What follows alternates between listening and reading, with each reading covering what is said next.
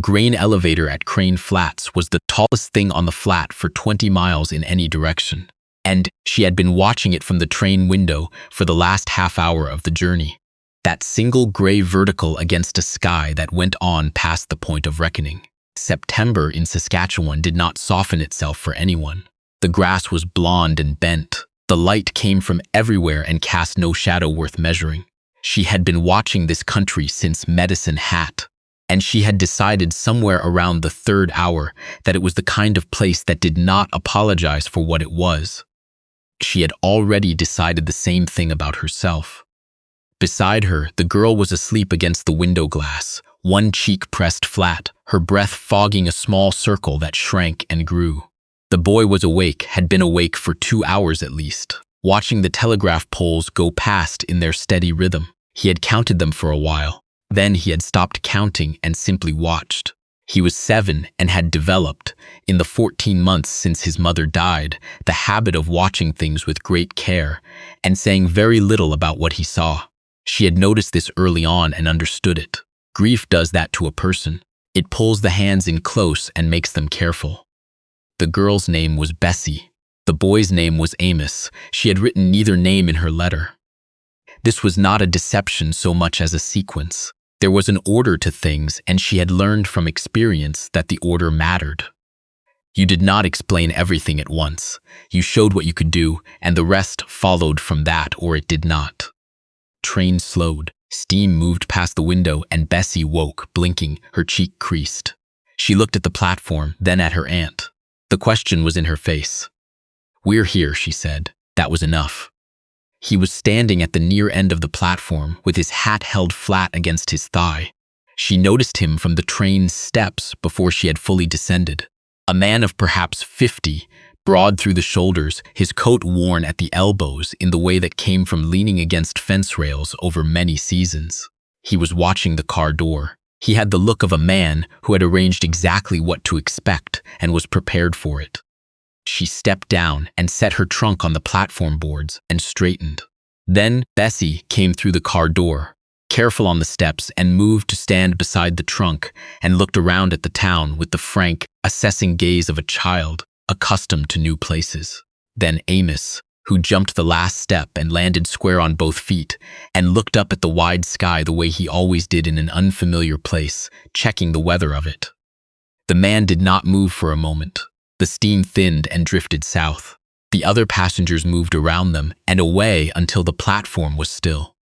She looked at him. He was looking at the children, not with alarm or calculation, with the careful stillness of a person revising something they thought they had settled. She watched his face do this. He looked at Bessie. He looked at Amos. He looked back at her. She said, "I know how to work."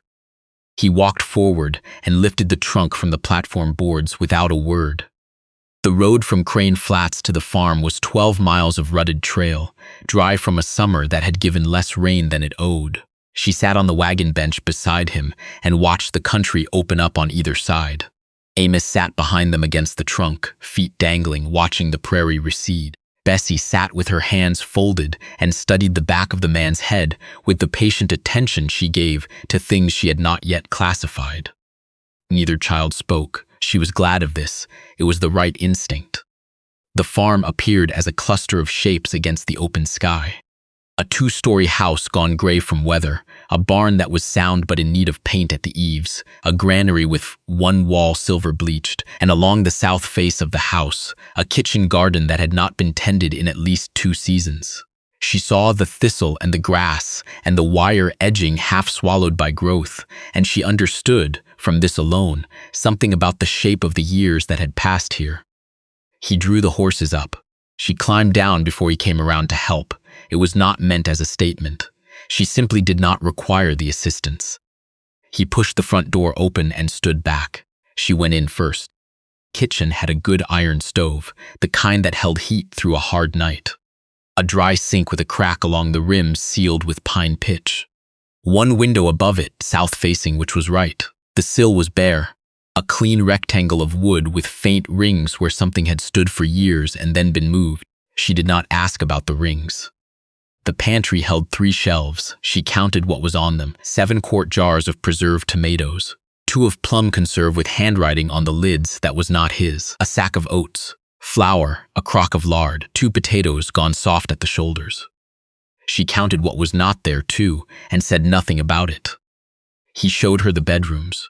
The second room had 2 narrow beds pushed against opposite walls and a window that faced west over the fields. She set Bessie's bag on one bed and Amos's on the other and stood for a moment looking at the quality of the late light through the glass. "It'll do," she said. This was true and it was complete. In the morning, she looked at the kitchen garden before anything else. It was what she had expected from the road, 2 years without tending at minimum. The thistle had seeded back into itself, the grass had come up through the wire edging, and the soil beneath was packed and gray and closed. She pressed her boot against the nearest bare patch and felt the resistance, hard but not dead. She had learned this distinction from her father, who had farmed stony ground in Lanark County and taught her to read soil the way other men taught their daughters to read weather. "Hard ground is not finished ground," he had said once, crouching beside a row that looked like nothing. "It is only forgotten what it was for. You open it up and you feed it and you wait. That is the whole of it." She found a spade under the back eave, its blade rusted at the heel but the handle sound. She hefted it once for balance.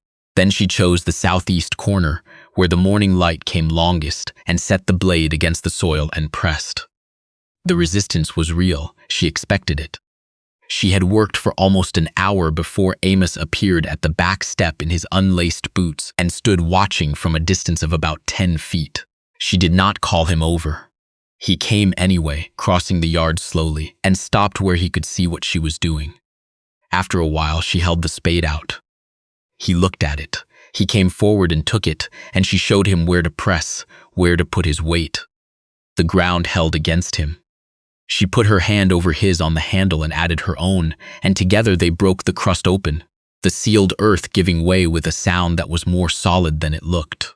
Amos peered down into the opened row. "It's darker underneath," he said. "Yes," she said, "that's what you want." By the 3rd week, a system had arranged itself without anyone discussing it.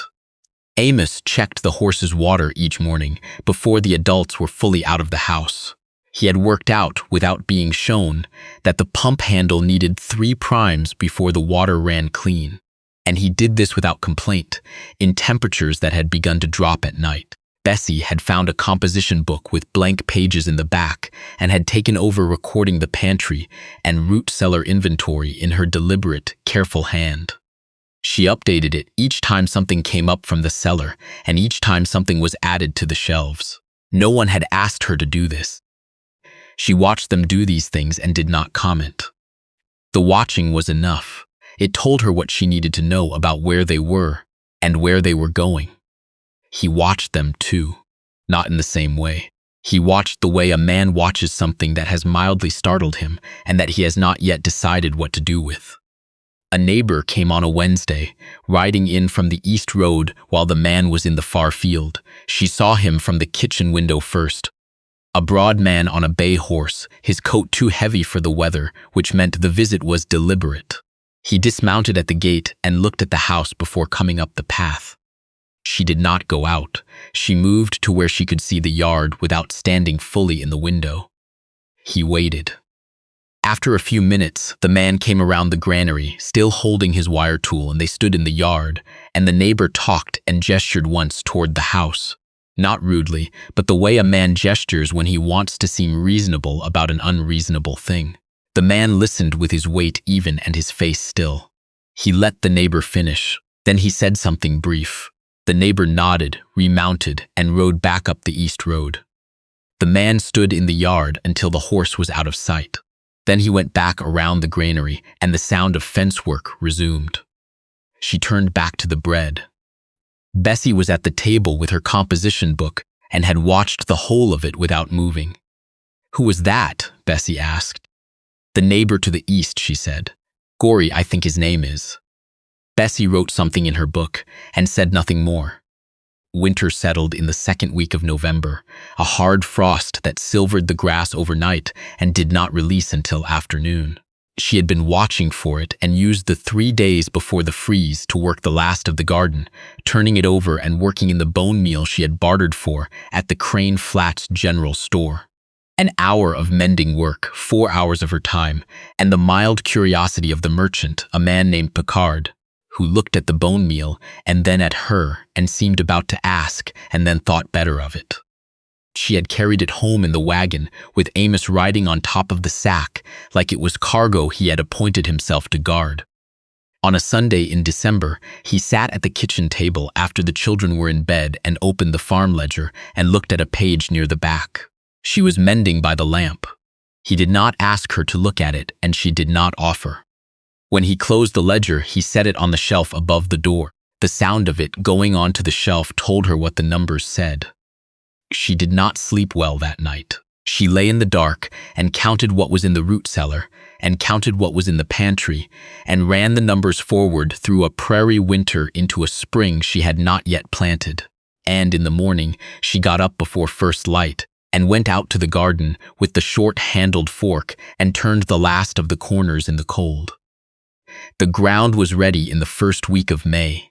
She had been watching it since March, pressing her heel against the soil in the early mornings when the color was truest. When she judged it ready, she set the paper envelope from her trunk on the kitchen windowsill and left it there. He looked at it when he came in for breakfast. He did not ask. After a moment, he put on his coat and went out to the barn for the heavy spade. They worked the garden together that morning, not because anyone arranged it, but because the work required 2 people, and they were both there. He broke the last of the hard corners with his weight behind the spade. She followed with the fork, working the tilth finer, opening the rows. Amos carried water from the trough in a tin pail that was too heavy for him, managing it by setting it down every few yards and resting his arms, and not saying anything about the weight. Bessie moved the string lines from row to row and tied off the stakes without being asked. They did not talk much while they worked. She pressed the bean seeds down one by one and thought about her father's hands doing the same work in different soil, and she thought about the long, careful year that had brought her to this particular field in this particular light. The envelope had been in the lining of her trunk since the day she packed it in Ontario. The morning after the letter arrived, telling her that her sister was gone and that Bessie and Amos had no one else, she had carried it across the shield and the lake and the wide, unending prairie, and now its seeds were in the ground, in soil that had been closed and was opening. By midday, 3 rows were in. He worked the far end through the noon hour without stopping. She brought water once and set the cup on the fence post and went back to her own row without waiting for him to drink it. Kitchen garden yielded from July onward, beans first, then squash, then the tomatoes in August. She kept a tally in the back of Bessie's composition book. By September, it was clear the root cellar could not take all of it. She told him this one evening. Not a complaint, a fact. They agreed she would take the surplus to town. She went herself with Bessie on a Thursday. Picard looked at the squash and the jars and paid her a fair price and asked if she would have more. She said she would. By the end of October, the tally came to more than she had expected. She told him the number at supper. He took down the ledger from the shelf above the door and opened it to the back page and ran the column of figures once, then set his pencil down, then picked it up and ran them again. He set the ledger on the table and did not close it for a long time. She was clearing the dishes. The lamp was low. She heard the ledger close and heard the quality of the silence that followed, and it was a different quality than all the silences before it. He put the ledger back on the shelf. He did not say what the numbers showed. She did not ask. She already knew because she had kept her own count, and she knew what the numbers showed. He said it on an evening in March, when the mud had come back to the yard and the days had begun to stretch past the point of doubt. Bessie and Amos were doing their lessons at the far end of the table. He came in from checking the cattle, washed his hands at the basin, and stood for a moment before turning. "I think we should marry," he said. "It's the sensible thing." She was at the stove. She finished what she was doing, moved the pot to the cooler iron, set the lid, and turned around. He was watching her, not with urgency. with the same careful attention she had seen him give to the fence line and the field and the slow reading of the sky before a change in weather. Bessie had not looked up from her slate. Amos had not looked up either, but she noticed that his pencil had stopped moving. "I know," she said. He gave a single nod and sat down and reached for his boots. They went to the land titles office in Crane Flats the following Tuesday. The clerk had ink on his cuff and filled out the paper in quick, efficient handwriting and called in the woman from the adjoining office to serve as second witness. The whole of it took 9 minutes. When they came out, Bessie was standing on the step with her hands folded, and Amos was sitting on the boardwalk, studying something in the dirt. He looked up when the door opened, read his sister's face, and stood and brushed his knees without being told. The road home was the same road. It was late October when she came in from the root cellar and stopped in the kitchen doorway. On the hook beside the door, her hook, the one she had taken in the first week without discussion, 2 new hooks had been screwed into the wood. They had not been there in the morning. On one of the new hooks hung Bessie's winter coat. The sleeves had been let down. Someone had found the fold of extra fabric sewn inside the hem, put there by whoever made the coat for exactly this purpose, and had released it and pressed it flat and hung the coat back in its place. She ran her hand along the new length of the sleeve. The pressing was careful and even. On the other hook hung a pair of small mittens in dark wool that she did not recognize, Amos's size. She turned one over in her hand. The knitting was plain and tight, the kind that holds its shape through a hard winter. From the far room came Bessie's voice reading aloud, something from the reader they had found at the bottom of the trunk, her voice careful on the longer words. She stood in the doorway for a while. Then she hung her own coat on her hook and went to start supper.